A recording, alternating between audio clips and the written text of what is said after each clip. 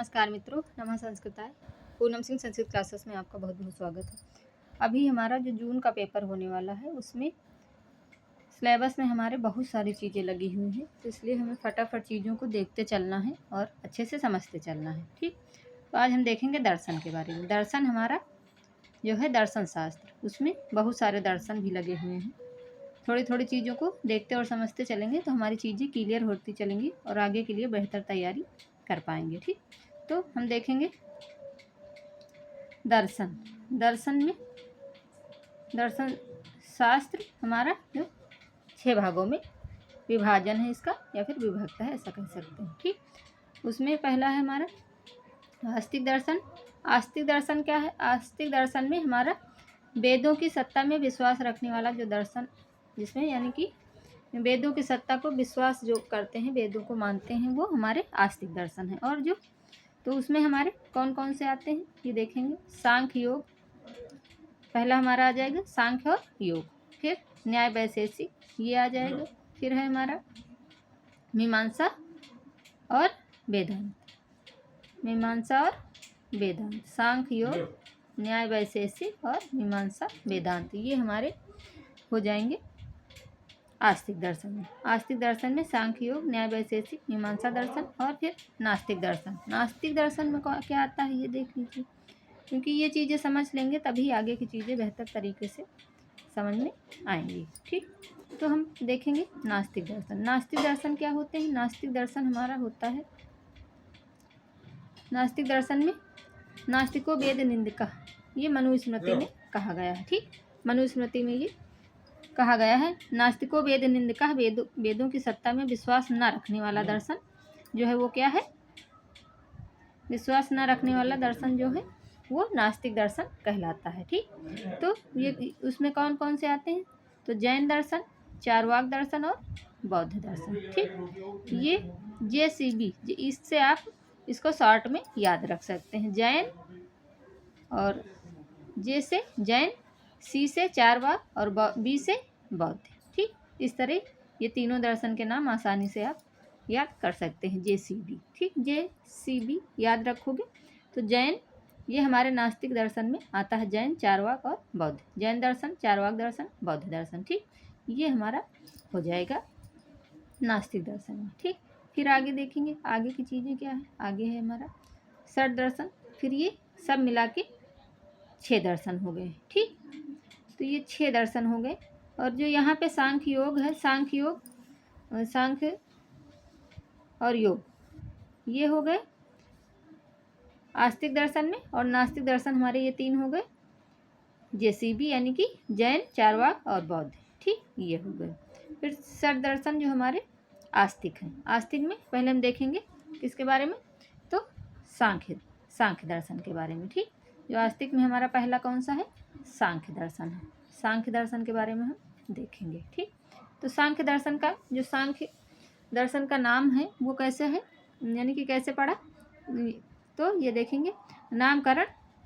इसका जो नामकरण है सांख्य दर्शन कैसे है, तो ये महाभारत के आदि पर्व में संख्या,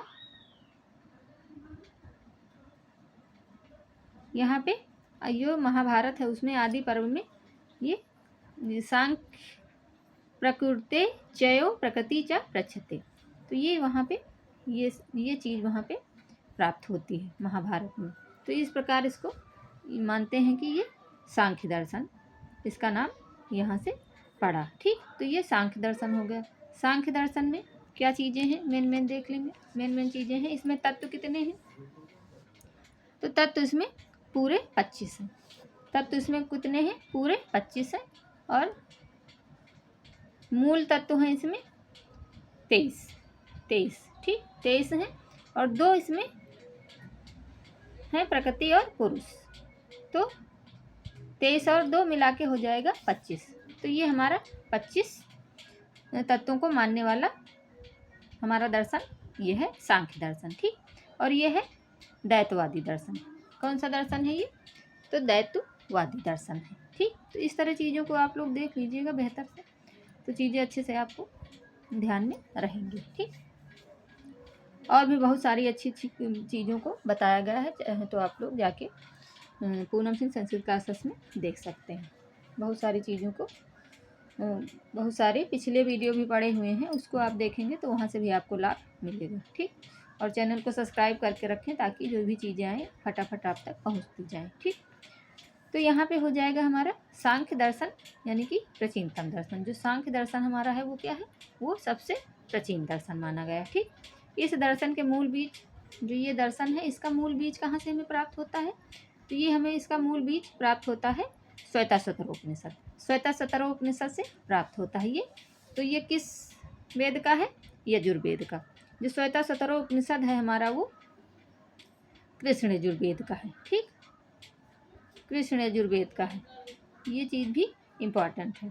श्वेताश्वतर उपनिषद से प्राप्त होता है और यह यजुर्वेद यानी कि कृष्ण यजुर्वेद का है, क्योंकि जो हमारा यजुर्वेद है उसके दो पार्ट हैं, शुक्ल यजुर्वेद और कृष्ण यजुर्वेद। ठीक, दर्शन शास्त्र में ये श्वेताश्वतरोपनिषद जो सांख्य दर्शन ये प्राचीनतम दर्शन है और इसका मूल बीज श्वेताश्वतरोपनिषद से प्राप्त होता है। यजुर्वेद का है ये, कृष्ण यजुर्वेद का है, शुक्ल यजुर्वेद का नहीं है। ठीक, ये चीज़ ध्यान रखना। अजामेकम लोहितम शुक्ल कृष्णाम यानी कि सफ़ेद, काला और लाल, इसमें तीन सफ़ेद, लाल और काला तीन त्रिगुणों को यहाँ पे माना गया है, त्रिगुणों को। तो इसमें त्रिगुण कौन कौन से हैं, तो सत्व, रजस और तमस। सत्व, रजस, तमस, सॉरी तमस यहाँ पे मिस्टेक है, तो ये तमस। ठीक, तो ये तमस हो जाएगा। ठीक, रजोगुण में ये तीनों गुणों में ये आता है, सत्व, रजस और तमस, इसमें तीन गुण मिलते हैं। सांख्य दर्शन के आदि प्रवर्तक, तो सांख्य दर्शन के आदि प्रवर्तक कौन है, तो महर्षि कपिल। ठीक, महर्षि कपिल सांख्य दर्शन के आदि प्रवर्तक कौन है, तो महर्षि कपिल। तो इन्होंने क्या, आदि प्रवर्तक जो हैं महर्षि कपिल, इनका ग्रंथ क्या है, तो सांख्य सूत्रम। ठीक, इनका ग्रंथ क्या है, सांख्य सूत्रम। और सांख्य दर्शन की परंपरा किससे चली, तो सांख्य दर्शन की परंपरा चली कपिल मुनि के द्वारा। ठीक, कपिल मुनि के द्वारा सांख्य दर्शन की परंपरा चली। उसमें आसुरी भी थे, और फिर आसुरी क्या है इनका, षष्ठी तंत्रम या पंचसिक। और सांख्यकार का ये ईश्वर कृष्ण की, जो हमारे सिलेबस में भी लगा हुआ है। ठीक, ये चीज़ें बहुत ही ज़रूरी हैं। तो यहाँ पे देखेंगे, आगे फिर देखेंगे। फिर दो इसमें मूल तत्व हैं और ये द्वैतवादी दर्शन है, ये आगे भी बता चुके हैं, यहाँ भी देख लीजिए। और फिर आगे है इसमें प्रकृति व पुरुष यद्यप विपरीत धर्म गुण वाले हैं। जो प्रकृति है और पुरुष है वो क्या है, विपरीत यानी कि उल्टे धर्म गुण वाले हैं। लेकिन फिर भी यहाँ पे तथापि, यहाँ पे ये तथापि है, ये पंगु और अंधवत निर्माण, यानी कि इनका क्या संबंध है, कैसे हैं ये, पंगु और अंधवत, यानी कि एक लंगड़ा है तो एक अंधा है। ठीक, तो उस तरह का इनका संबंध है। ये ऐसे गुण धर्म वाले हैं, पंगु और अंधवत। ऐसे भी क्वेश्चन वहाँ पे बनते हैं। पिछले पेपर अगर देखें हैं आप लोग तो, और पेपर बहुत ही ज़रूरी है, अगर आप लोग चाहें तो कमेंट कर सकते हैं, पेपर भी सॉल्व करवाएंगे और अभी आगे करवाएंगे। टेस्ट सीरीज हो गई और बाकी चीज़ें हैं, ये सारी चीज़ें भी उपलब्ध कराएंगे आप लोगों के लिए। तो बस अच्छा रहेगा कि आप लोग जुड़े रहें और देखते रहें, चीज़ों को समझते रहें, ताकि आगे के लिए बेहतर तैयारी हो सके। ठीक, आगे फिर है एकांतिकम सम, अत्यांतिकम कैवल्यम, अप्राप्नुत प्राप्ति करना। ठीक, इसका क्या है, तो ये है यहाँ पे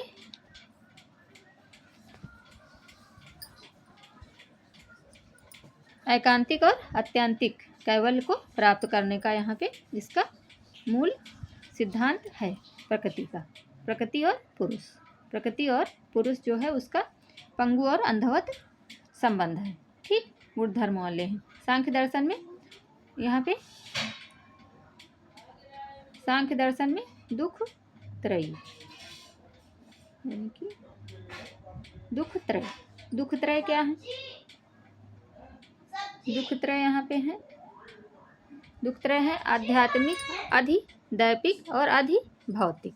ये यहाँ पे, यहाँ इसके ये तीन दुख त्रय हैं, आध्यात्मिक और अधिदैविक, अधिभौतिक। ये यहाँ पे तीन प्रकार के दुखों के बारे में इसमें बात करी गई है। कैवल्य प्राप्ति के उपाय, फिर कैवल्य प्राप्ति के उपाय क्या है देख लीजिए।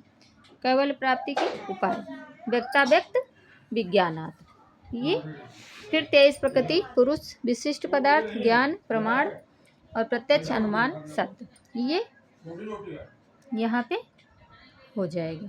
ठीक, फिर इसके आगे देखेंगे प्रमुख सिद्धांत। प्रमुख सिद्धांतों के बारे में हम कल की क्लास में बात करेंगे, ताकि ज़्यादा लंबी क्लास ना हो तो आप लोग आराम से देख पाएँ और समझ पाएँ। ठीक, तो नमस्कार मित्रों, नमः संस्कृताय, धन्यवाद।